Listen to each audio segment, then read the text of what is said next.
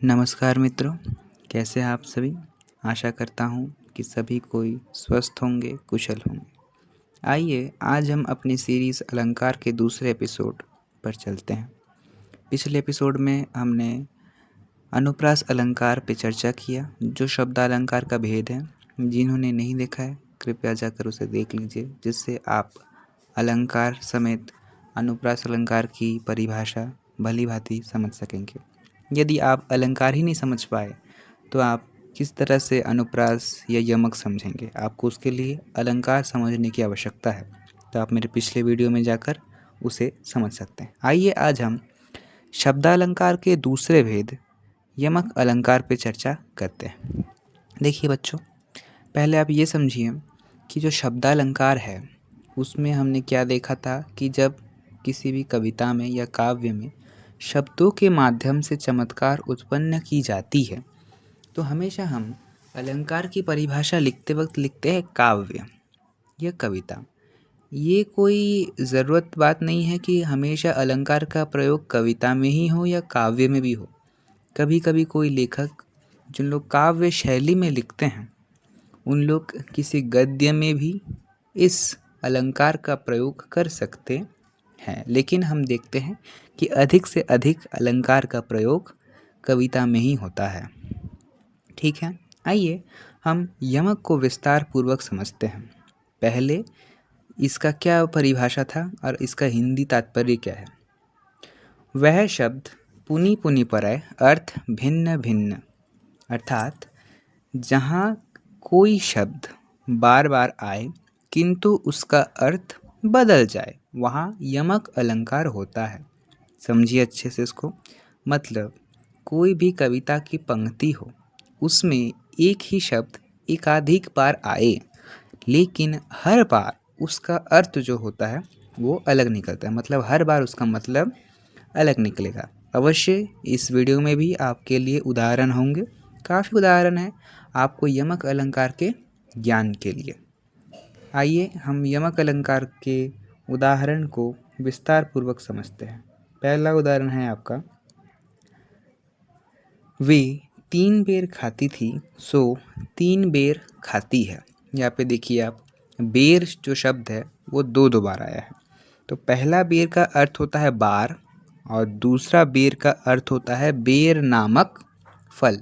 मतलब यहाँ पे किसी ऐसे महिला के बारे में बात हो रहा है जो कभी 3 बार खाया करती थी, लेकिन अब सिर्फ 3 बेर खाया करती है। यानी एक महिला जो 3 बार यानी दिन में 3 बार खाती थी, अब वो केवल 3 बेर से अपना जीवन यापन कर रही है। ठीक है, तो ये आपका यमक अलंकार का पहला उदाहरण हो गया।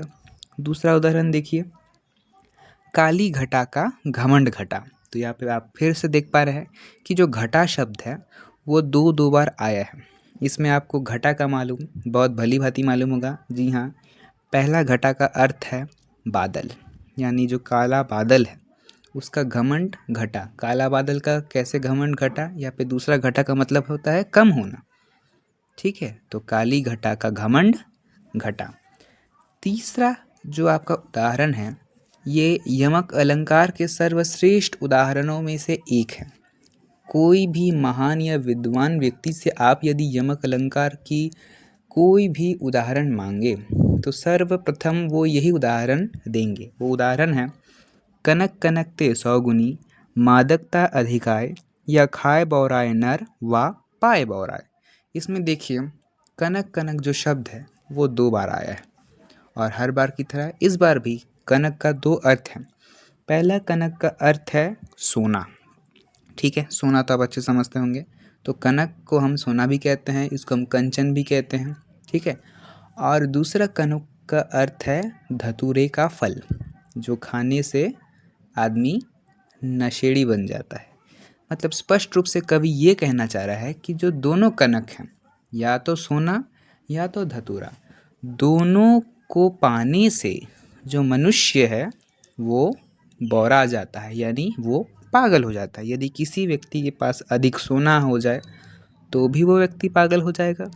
यदि किसी भी व्यक्ति के पास अधिक धतूरे का फल हो जाए, हो जाने का अर्थ मतलब वो खा जाए, तो फिर भी वो आदमी बौरा जाएगा।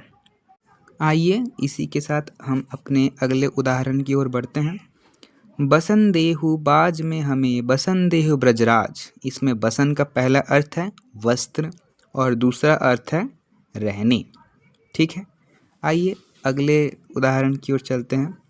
फूल रहे फूल कर फूल उपवन में। यहाँ पे देखिए फूल जो शब्द है वो 2 बार आया है, लेकिन यहाँ पे 2 से तीसरी बार भी आया है, लेकिन वो फूल अकेला शब्द नहीं, वहाँ पे फूल कर आया है। ठीक है, तो वहाँ पे आपका प्रत्यय लग चुका है, तो प्रत्यय लगने से आपका उसका अर्थ बदल चुका है।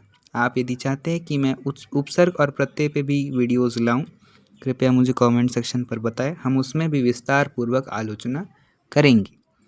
तो देखिए फूल रहे फूल कर फूल उपवन में, तो इसमें पहला फूल का मतलब क्या है? प्रसन्न होना, और दूसरा फूल का अर्थ है पुष्प।